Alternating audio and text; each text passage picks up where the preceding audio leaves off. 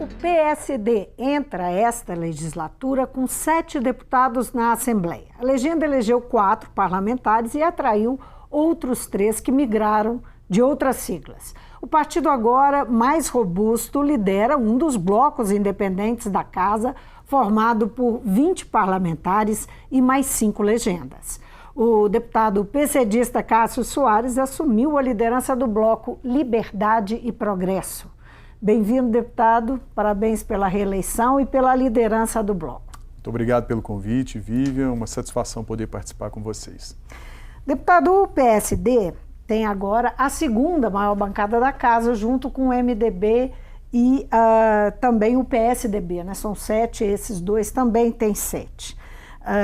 O partido atraiu também o senador Carlos Viana, não é? Que é o senador por Minas, um dos 3 senadores por Minas, que é um ativo importante, né, para a legenda. O que pode levar o PSD a caminhar em relação ao governo Zema com a base ou com a oposição, dependendo das circunstâncias ou da temática, né? Com essa força que o partido conquistou, essa posição de liderança, tem alguns pontos que podem fazer, considerando que é independente, o partido caminhar com a base ou com a oposição? Sim, Vivi. Primeiramente, nós sermos hoje o segundo partido na Assembleia Legislativa é uma questão de muita responsabilidade para podermos dar a nossa parcela de contribuição para que o Legislativo Mineiro possa andar bem e apreciar da melhor maneira possível as matérias que aqui chegarem. Fazer o nosso papel de fiscalizadores dos poderes, do Poder Executivo também.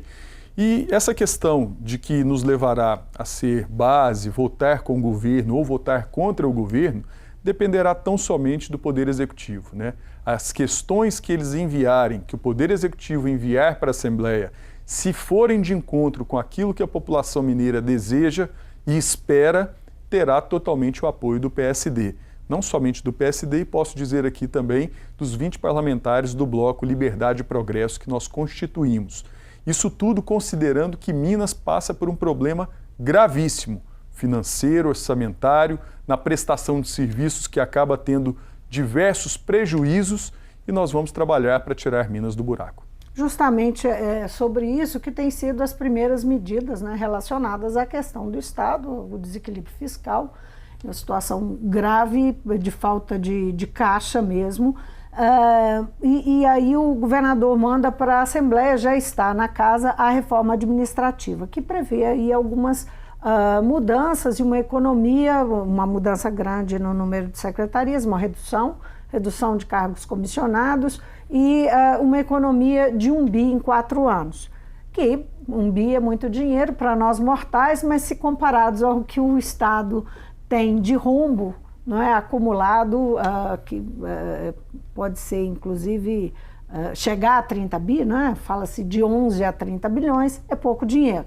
Então, isso seria uma medida simbólica. Qual que é a sua opinião sobre essa reforma e a necessidade dela e como é que o seu bloco deve agir? Olha, eu vejo com bons olhos, não generalizando, porque nós ainda não detalhamos caso a caso os pontos constantes na reforma. É claro que tem algumas extinções de repartições que não deveriam acontecer por prestar um bom serviço, mas isso nós vamos discutir caso a caso. O importante é, nós estamos vendo com bons olhos, considerando que é uma medida de economicidade, ainda que seja pequeno valor diante do montante de 111 bilhões de orçamento que nós temos no Estado, de despesas, nós temos que é um dever de casa que ele está cumprindo no início desse mandato.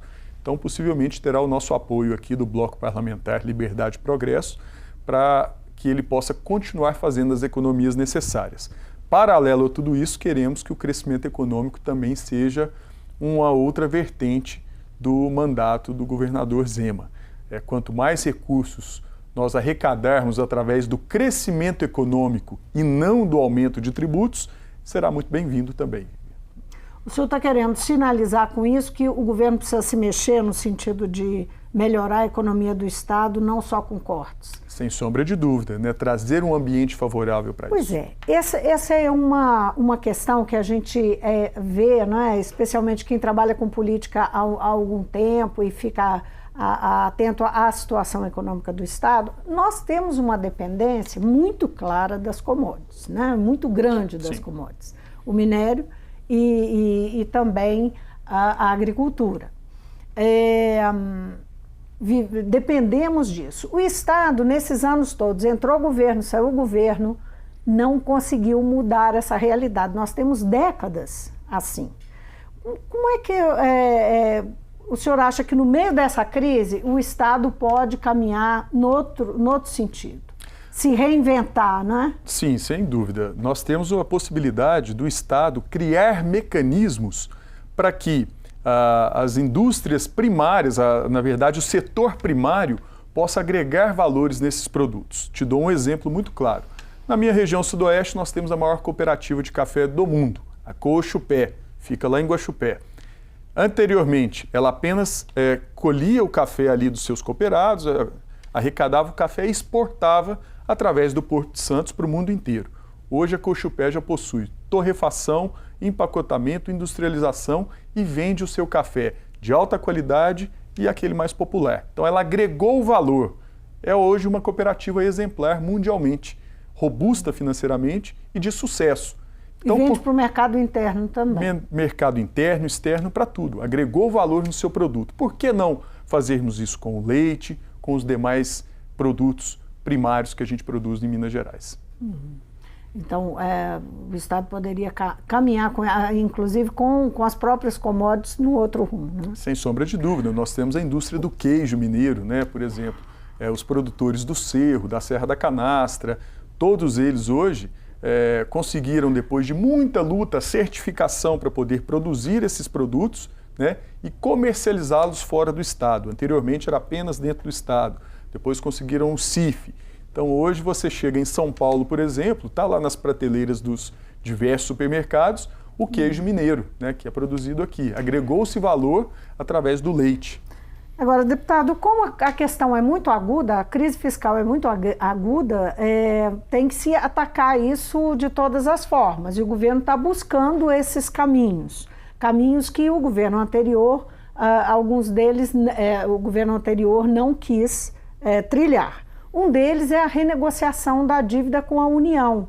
O governo federal, no governo Temer, propôs lá um programa, não é, para os estados renegociarem a dívida. O governo Bolsonaro ainda não tratou dessa questão, mas esse programa existe, está em funcionamento e o governo de Zema tem a expectativa de até julho desse ano fechar um acordo com a União para renegociar a dívida.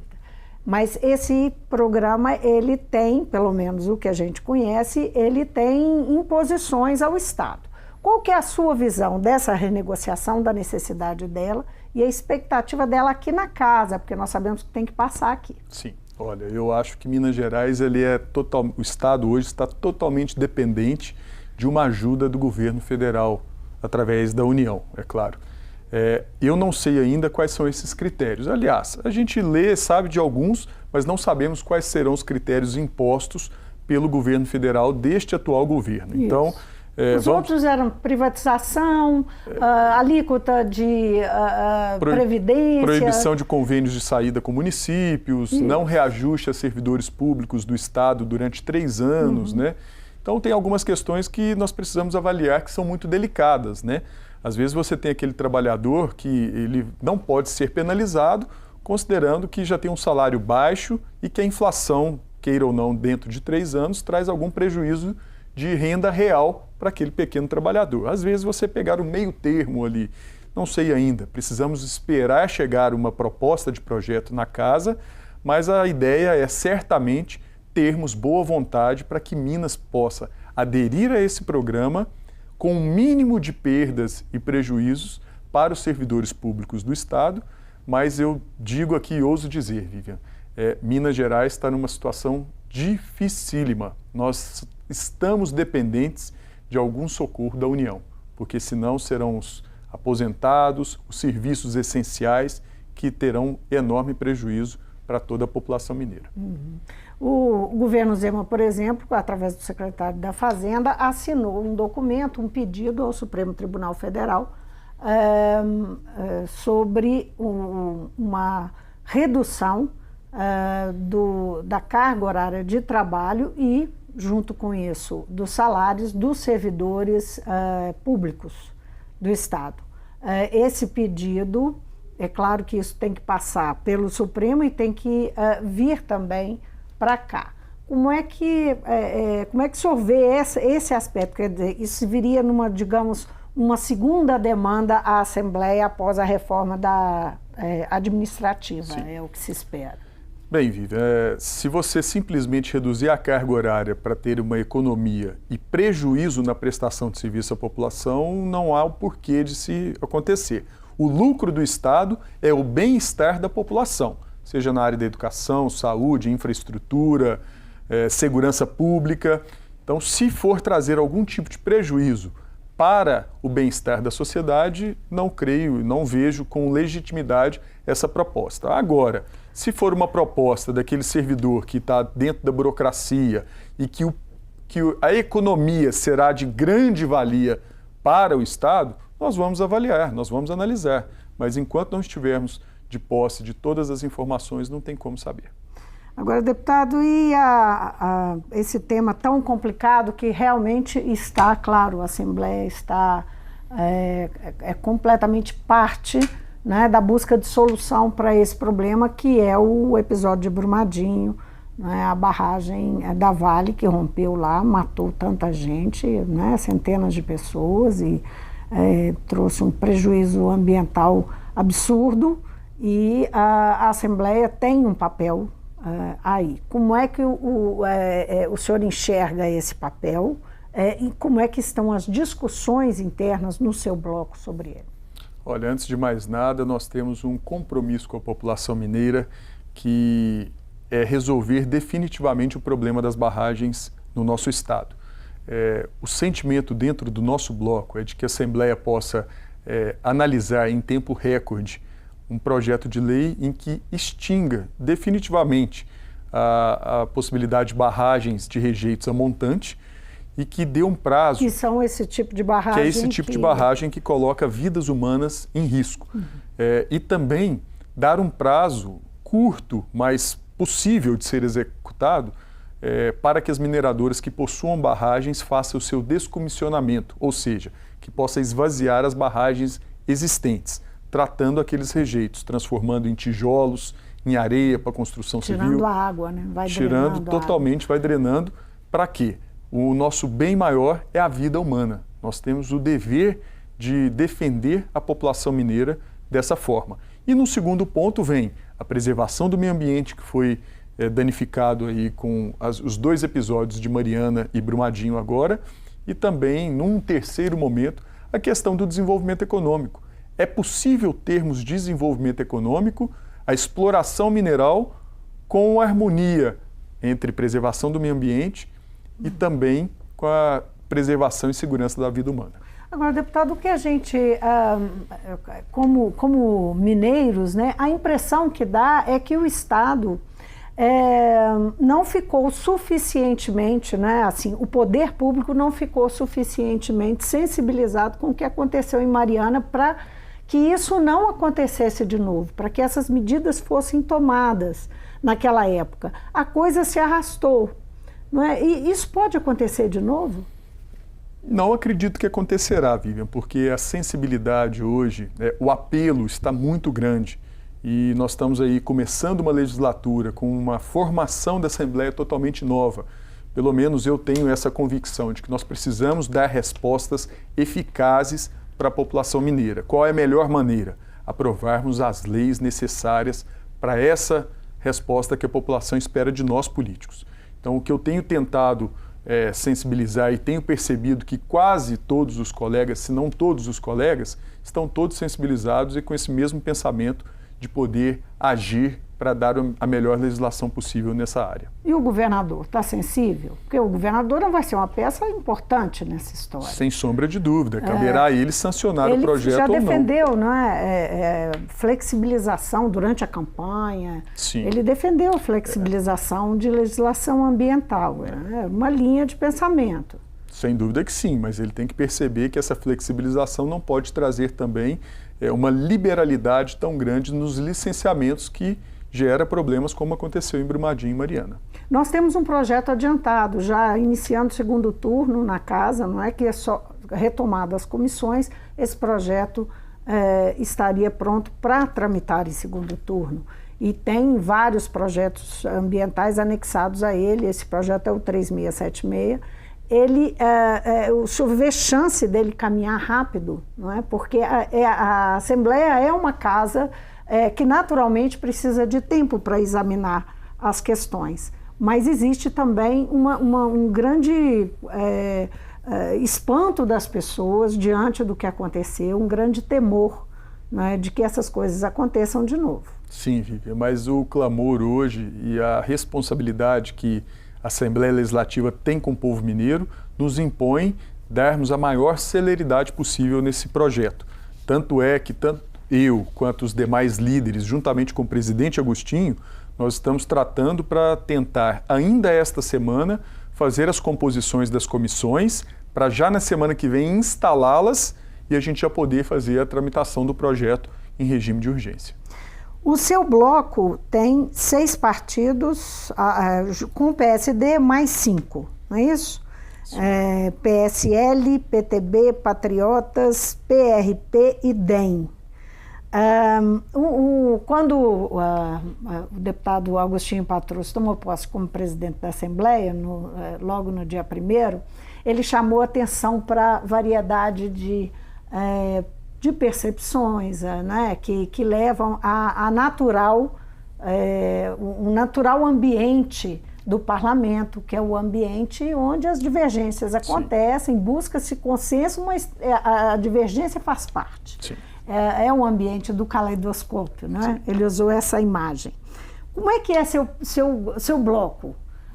Existe alinhamento ideológico ou esse bloco sustenta esse mesmo viés da Assembleia, essa característica da casa, que nós temos 27 partidos, que tem aí também a questão da fragmentação que aumentou muito, não é? Sim, olha, o que eu posso dizer é nós buscamos o maior alinhamento possível na formação dos blocos, tanto que os partidos de esquerda ficaram ali alinhados com o PT, né? Nós temos 2 blocos de centro também bastante próximos, então os 20 parlamentares que nós temos, 13 são deputados novos de primeiro mandato, muito bem-vindos, com uma capacidade enorme de poder contribuir com o bom andamento da Assembleia, vai representar muito bem não só os 13 novos, como os 7 já reeleitos e com alguma experiência no parlamento. Então, tenho certeza que esses 20 parlamentares eles vão conseguir dar a resposta que a população tanto precisa. Eu posso dizer aqui, nesse período que eu estou convivendo e tratando essa relação com cada um dos outros 19, que estão todos muito ávidos para poder dar resposta, trabalhar sério e honrar a classe política, assim como a população mineira espera da gente. Agora, qualquer assunto aqui, digamos que nessa legislatura promete ter talvez um movimento maior de discussão por conta são 4 blocos, sim, não é isso? 27 partidos, e um espectro ideológico entre os partidos grande. Sem sombra de dúvida, isso é natural do parlamento, né? Essa é a nossa democracia.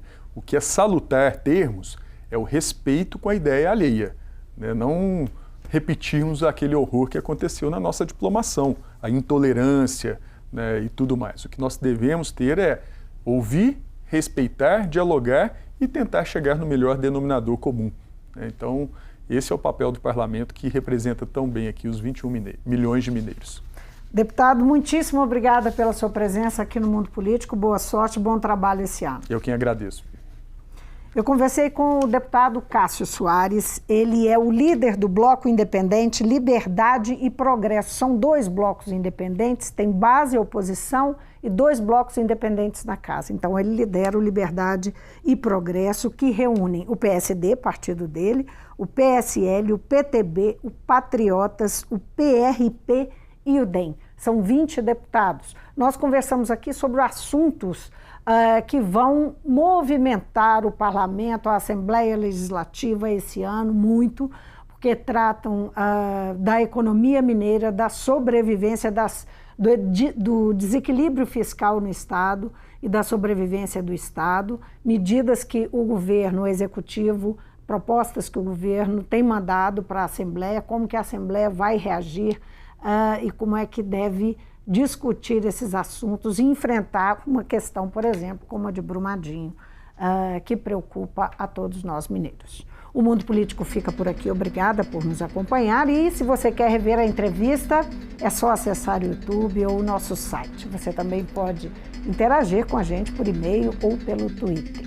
Então, até a próxima.